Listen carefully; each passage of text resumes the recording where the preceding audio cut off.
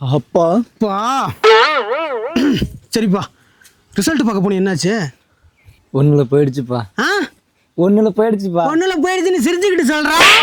ஒண்ணுல போயிடுச்சு சிரிச்சுக்கிட்டு சொல்றா. ராமசாமி பையன் பாஸாடா? அந்த முருகேச பையன் பாசுப்பா. 2 பேரும் பாஸா?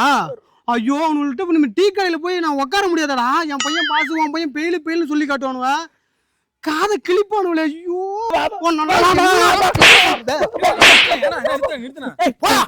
தம்பி இப்படி போட்டு அடிச்சிட்டு இருக்கீங்க. 12வது பெயில் ஆட்டா, மானத்தை வாங்கிட்டாயா? 12th தானே ஃபெயில் ஆனா, இதை வாழ்க்கையை ஃபெயில் ஆன மாதிரி இப்படி போட்டு அவன் அடிக்கிறீங்க. விடுண்ணா, இந்த எக்ஸாம்லாம் அடுத்த எக்ஸாம் நாங்களா கரெக்டாக பண்ணிட்டு போயிடுவானே. அதுக்காக நான் இப்படியான போட்டு அவன் அடிப்பீங்க? ஏன்னா பல ஞானிகள், பல அறிஞர்கள், பல தத்துவ மேதைகள் இவங்களே வாழ்க்கையில் தோல்வி அடைஞ்சு பல வெற்றிகள் நோக்கி அவங்க போயிருக்காங்க. நீ அன்பா 4 வார்த்தை பேசினா கண்டிப்பாக அவன் அடுத்த எக்ஸாமில் பாஸ் பண்ணுவானே. இதெல்லாம் ஒரு பெரிய விஷயமே இல்லைண்ணா. ஓகேவாண்ணா? தம்பி சரி, நான் போயிட்டு வரேண்ணா. நான் இனிமேல் அடிக்க மாட்டேன்பா. நான் அப்பா அடிச்சதுக்கு மன்னிச்சிடுறா. இந்த மாதிரி நிறைய பெற்றோர்கள் நடந்துக்கிறதுனால பசங்க லைஃப் பாதிக்கப்படும்னு சொல்கிறாங்க. தெரியாதனமா இந்த மாதிரி காட்டா மாதிரி நடந்துக்கிட்ட மன்னிச்சிருப்பா. அடுத்த மார்ச்சில் ஒரு எக்ஸாம் வருதுல்ல. அண்ணா ராமலிங்க அண்ணா, உங்கள் பையன் நம்பரை நம்ம பையன் வச்சுருந்தான், போட்டு பார்த்தேன். 4 சப்ஜெக்ட்ல ஃபெயில் போல. 1ன்னா 4ங்கிறாங்க. நாலுதாப்பா. அடுத்த டைம் சண்டை எடுத்துருவோம்ப்பா.